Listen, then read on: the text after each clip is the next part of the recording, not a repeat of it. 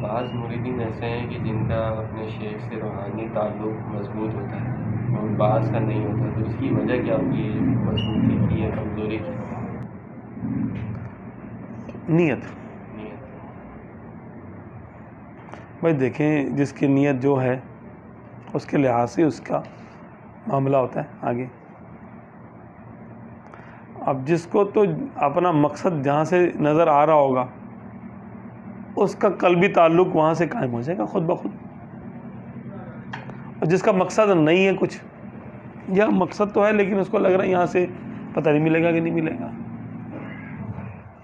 تو وہ ظاہر سی بات ہے کیا کرے گا، اس کا تعلق اتنا زیادہ مضبوط نہیں ہوگا. بتکلف اس کو قائم کرنا پڑے گا، یعنی کرنا پڑے گا اس کو خود قائم. پھر آہستہ آہستہ آہستہ آہستہ اذا قرر، کیونکہ جس چیز کی تکرار کی جائے وہ بات دل میں بیٹھ جاتی ہے. تو یہ ہو سکتا ہے کہ وہ پھر آہستہ آہستہ اپنے شیخ کی محبت میں یعنی کامل ہو جائے آہستہ آہستہ. جیسے کہ ایک صحابی رضی اللہ عنہ کا بیان ہے کہ میں پہلے منافق تھا، میں نے دیکھا دیکھی کلمہ پڑھ لیا تھا اور میرے دل میں آپ صلی اللہ علیہ وسلم کی محبت نہیں تھی. کہنا ایک دن میں آپ صلی اللہ علیہ وسلم کے پیچھے پیچھے طواف کر رہا تھا،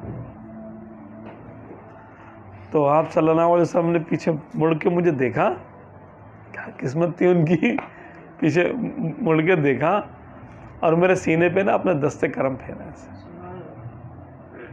بس نفاق ختم ہو گیا، ایمان آ گیا اس کی جگہ.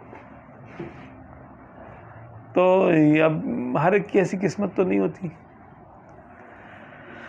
اللہ ہے نا. لیکن یہ ہے کہ چلو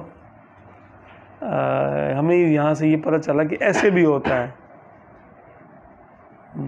منافق کو بھی مومن کر لیا جاتا ہے کہ اس کا نفاق دور کرنا اس کے اپنے بس میں نہیں ہوتا، وہ کرنا چاہ رہا ہوتا ہے اور نہیں ہو رہا ہوتا، تو جو کوشش کر رہا ہوتا ہے اس کی مدد کی جاتی ہے تصرف کے ذریعے.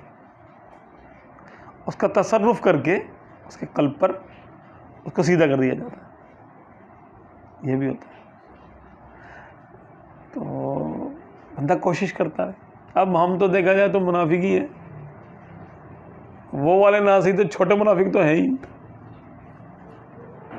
تو ہمارا قلب کب اس لائق ہے کہ حب الہی یہاں پر جلوہ کرو، تجلیات الہی یہاں پر آئے. لیکن چلو ہم اچھوں کی نقل کریں گے، لائن میں لگے رہیں گے، کوشش کرتے رہیں گے کہ شاید ہمارا بھی نمبر آ جائے. کہ بعید نہیں ہے، نظر ہو گئی، اللہ اس کے رسول کا فیصلہ ہو گیا، ہو جائے گا، لمحے کی بات ہے. کوشش کرتے رہنا چاہیے.